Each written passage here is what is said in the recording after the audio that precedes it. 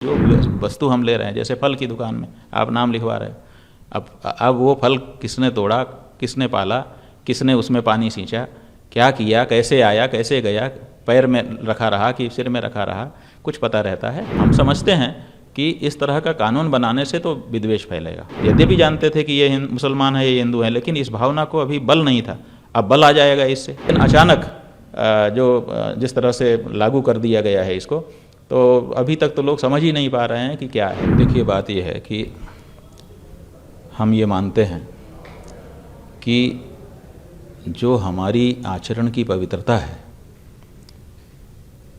वो अंतःकरण से आती है। अगर हमको पवित्र जीवन जीना होगा तो कोई हमको मजबूर नहीं कर सकता। कोई ऐसा कानून नहीं है संसार में जो किसी को पवित्र जीवन जीने के लिए मजबूर कर दे या पवित्र जीवन छोड़ने के लिए मजबूर कर दे। असल में पवित्र जीवन जीना कि अपवित्र जीवन जीना, ये अंतःकरण से, व्यक्ति के अंदर से बात आती है। देखिए, हम लोग सुने थे एक दृष्टांत कि एक राजा था। उस राजा ने एक पंडित जी का साथ किया। पंडित जी ने कहा कि अपने हिंदू धर्म में संध्या का बहुत महत्व है, प्रातः काल होते ही संध्या कर लेनी चाहिए, ये बहुत ज़रूरी होता है। तो सूर्योदय के आसपास थोड़ा पहले थोड़ा बाद तक में संध्या हो जानी चाहिए। तो उसने संध्या का महात्म्य सुना, कहा कि बहुत बिल्कुल सही कह रहे हैं आप, ऐसा ही होना चाहिए। तो उसने अपने राज्य में आदेश पारित कर दिया कि राज्य का कोई भी व्यक्ति सूर्योदय के थोड़ा पहले थोड़ा बाद तक में संध्या करता दिखाई देगा, अगर नहीं दिखाई देगा तो सिर कलम कर लिया जाएगा। तो सब लोग संध्या करने लगे। भाई ठीक है, राज आज्ञा है, कोई क्या करेगा, वो तो मानना ही पड़ता है सबको। तो एक पंडित जी थे, वो पहले से भी संध्या करते थे, उनको राजाज्ञा की ज़रूरत नहीं थी, लेकिन तबीयत बिगड़ गई, पेट खराब हो गया अचानक। अब जिस समय वो संध्या का समय आया, सूर्योदय के आसपास का, उसी समय उनको हाजत आ गई। अब वो क्या करें, वो तो संध्या वाले ही थे पहले से, लेकिन परिस्थिति भी तो होती है, शरीर की परिस्थिति बन गई। अब उनको भागना पड़ा लोटा लेकर के, पानी लेकर के। पहले बाहर जाते थे लोग तो भागे, अब जा करके एक मेड़ के पीछे बैठ करके वो शौच करने लगे। उसी समय राजा के सिपाही निकले तलवार नंगी लेकर के कि जो संध्या करता नहीं दिखेगा उसका सर कलम कर लीजिए। अब वो बेचारे शौच कर रहे थे। अब उन्होंने देखा कि पुलिस नंगी तलवार लेके आ रही है और हम तो संध्या कर नहीं रहेंगे, अब क्या करें। तो फिर उन्होंने वो जो आपदस्थ के लिए, माने पानी छूने के लिए जो लोटा भर करके ले गए थे, उसी पानी से मंत्र पढ़ना शुरू कर दिया और माथे पे छिड़कना शुरू कर दिया। अपवित्र पवित्रो वा आदि, माने जो संध्या के मंत्र पढ़े जाते हैं। और सैनिकों ने सुना, हाँ संध्या का मंत्र बोल रहा है, ठीक ठीक, चलो, चले गए। अब आप बताइए कि इस तरह से संध्या होती है? ये तो संध्या नहीं है ना। तो इस तरह के जो आदेश हैं वो बाहर से नहीं आएंगे। देखिए, इसीलिए हम कहते हैं कि राजनीति माने राज्य के अलावा की भी शक्तियों की ज़रूरत है। ये जो धर्म शक्ति है, हमारा जो पीठ है, ये किस लिए बना है कि कानून से जो लोग नहीं मानते हैं उनको हम अंतःकरण से मनवा दें। हम उनकी ऐसी समझाइश करें कि जिससे वो अपने आप अपराध से बच जाएं। हर घर में भाई बहन साथ रह रहे हैं, जवान भाई बहन रहते हैं हर घर में, लेकिन कहीं कोई अत्याचार अनाचार नहीं होता है। क्यों? क्योंकि उनकी समझ ऐसी बन गई कि मेरी बहन है, वो उसको मेरा भाई है। कभी जीवन में विचार ही नहीं आते ऐसे जिससे कुछ गड़बड़ी होने की आशंका। हर घर में सोना चांदी रखा रहता है, लेकिन घर का कोई व्यक्ति उसको नहीं चुराता है कि भाई क्यों चुराऊँ, मेरा ही है, ज़रूरत पड़ने पर मिलेगा।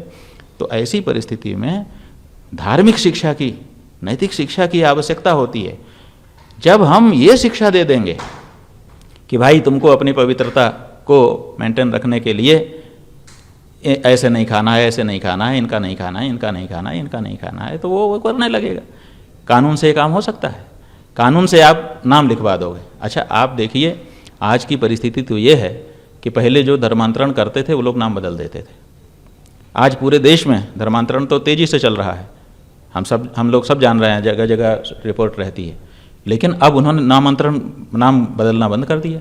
अब इस्लाम वाले भी कन्वर्ट कर रहे हैं तो नाम नहीं बदल रहे हैं, और ईसाई वाले भी कन्वर्ट कर रहे हैं तो नाम नहीं बदल रहे हैं, वो नाम वही रहने देते हैं। अब हमने तो नाम देखा बोर्ड में और नाम देख करके हमने खरीद लिया और खा लिया, तो क्या सही हो गया?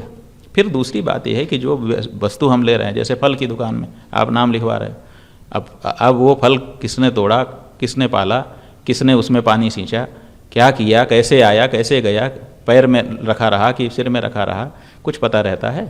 तो ऐसी परिस्थिति में केवल सामने सामने की बात आप कह रहे हैं तो आप अच्छा फिर अचानक कर दे रहे हैं।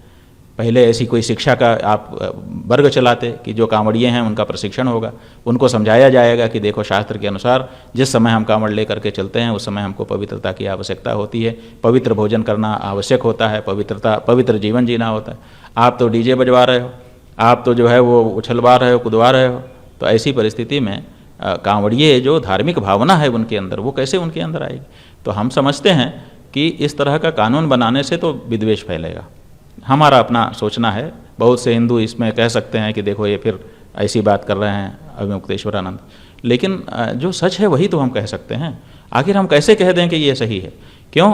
क्योंकि मुसलमान की दुकान है, हिंदू नौकर हैं, बनाने वाले सब हिंदू हैं और मालिक जो है गल्ला पे बैठ करके मालिकाना कर रहा है। अब नाम लिख दिया गया कि ये, और उस दुकान में अब उस दुकान में इसका आर्थिक असर पड़ेगा।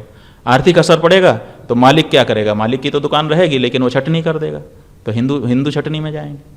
फिर दूसरी बात यह है कि अब जब हिंदू मुसलमान की भावना आप तेज करोगे तो अभी मुसलमान मालिक ने हिंदू कारीगर रखे हैं, हिंदू मालिक ने मुसलमान भी कारीगर रखे हैं। अब उनको दोनों के अंदर भेद आ गया। अभी तक तो ये सब बात ध्यान में नहीं थी, यद्यपि जानते थे कि ये मुसलमान है ये हिंदू है, लेकिन इस भावना को अभी बल नहीं था। अब बल आ जाएगा इससे। अब जब बल आ जाएगा तो वो हर समय हिंदू मुसलमान की दृष्टि से एक दूसरे को देखना शुरू करेंगे, तो उनके दोनों अंदर कड़वाहट टकराहट पैदा होने लग जाएगी। तो ये सब पवित्रता कितनी मेंटेन होगी इसका पता नहीं है। अच्छा, आज परिस्थिति ये है कि लोगों की समझ ऐसी हो गई कि कोई कहीं भी खा रहे हैं, उनका विचार ही नहीं है कि किसने इसको छुआ है, किसने इसको बनाया है, किस भावना से बनाया है, ये सब सोच ही नहीं रहे हैं लोग। उनको भूख लगती है, बस जो सामने दिख गया जाके खरीद के खा लेते हैं। पहले हम लोग विचार करते थे, हम लोग तो आज भी इस बात का विचार करते हैं कि कहाँ खाना है, कब खाना है, कैसे खाना है, आदि आदि। लेकिन अब आम जो हिंदू है वो ये सब विचार करता नहीं है, और ऐसी परिस्थिति में उसको समझाइश तो ठीक से दी नहीं गई। लोगों को भी इस बारे में ठीक से अवेयरनेस लाई नहीं गई कि भाई असल में इसके पीछे ये भाव है, और इसमें किसी को भेदभाव डालने की, हमारी किसी को नीचा दिखाने की ऐसी कोई भावना। ऐसा वातावरण एक बनाया जाना चाहिए, और उसके बाद इस तरह से कुछ किया जाता तो शायद ज़्यादा कारगर रहता। लेकिन अचानक जिस तरह से लागू कर दिया गया है इसको, तो अभी तक तो लोग समझ ही नहीं पा रहे हैं कि क्या है। हमने 3-4 लोगों का देखा, जैसे वो माहौल क्या है वाला गया था, जनता के बीच में जाता है, वो जनता की राय देता है। अब वो कह रहे हैं हमें कोई फ़र्क नहीं है, खाने वाला भी कह रहा है हमें कोई फ़र्क नहीं है, हम तो मुसलमान के दुकान में गए थे, उन्होंने टेंट लगाया था और गद्दा बिछाया था, हम तो वहाँ आराम किए, और उससे क्या फ़र्क पड़ता है। अब देखिए वो कांवर वाला है लेकिन ऐसा कह रहा है। दुकान वाले कह रहे हैं कि भाई ठीक है थोड़ा बहुत फ़र्क पड़ेगा, लेकिन सरकार का आदेश है। कोई कह रहे हैं कोई फ़र्क नहीं पड़ेगा, जिसको खाना है वो खाएगा ही, जिसको नहीं खाना है नहीं खाएगा। तो ऐसी परिस्थिति में जिस उद्देश्य से ये कानून लागू किया गया वो अपना पूरा असर दिखा पाएगा। देखिए, पवित्रता अच्छी चीज़ है, और इस बारे में अगर कोई विचार करता है तो हम उसका समर्थन करते हैं, लेकिन उसके लिए उचित वातावरण बना करके तब इस बात को कहा जाना चाहिए। अन्यथा अचानक कर देने से, जैसे नोटबंदी अचानक कर दी गई थी तो लोगों को कितनी परेशानी हुई, तो अचानक नहीं करना चाहिए, उसके बारे में वातावरण बनाना चाहिए, समझाइश देनी चाहिए, और तब जा करके, और जगह जगह उस तरह की व्यवस्था कांवड़ियों के लिए। क्या सरकार ये नहीं कर सकती कि हर किलोमीटर पर कांवड़ियों के लिए लंगर लगा दे, हिंदुओं को ही प्रेरित करके लगा दे, सरकारी खजाने से पैसा ना निकाले कि भाई यहाँ पवित्र भोजन है, वहाँ पर जैसे आपके धर्मशास्त्र में नियम है वैसा भोजन, वैसी चाय, वैसा दूध बना करके रख दो। अमरनाथ में यात्रा करने के लिए लोग जाते हैं, पूरे देश के लोग जा करके वहाँ लंगर लगाते हैं।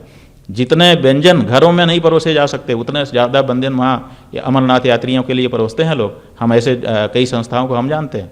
हमारे बद्रीनाथ में यात्रा होती है, हम लोग तो लंगर नहीं चलाते हैं, लेकिन हमारे सिख बंधु जगह जगह पे खड़े होकर के झंडा लेकर के खड़े हैं, आइए जी खाइए जी, आइए जी खाइए जी। वो खिलाते हैं, वो सरकार से पैसा थोड़े लेते हैं, अपने ढंग का बनाते हैं, अपने ढंग से बैठाते हैं, अपने ढंग का खिलाते हैं और वाहे गुरु की जय बोलते हैं। तो उसी तरह से क्या कांवड़ियों के लिए समाज के लोग आगे नहीं आ जाते अगर सरकार आग्रह करती कि आप लोग पवित्र भोजन करिए, और पवित्र भोजन कराने के लिए इन संस्थाओं को अनुमति दी जाती है और अवसर दिया जाता है।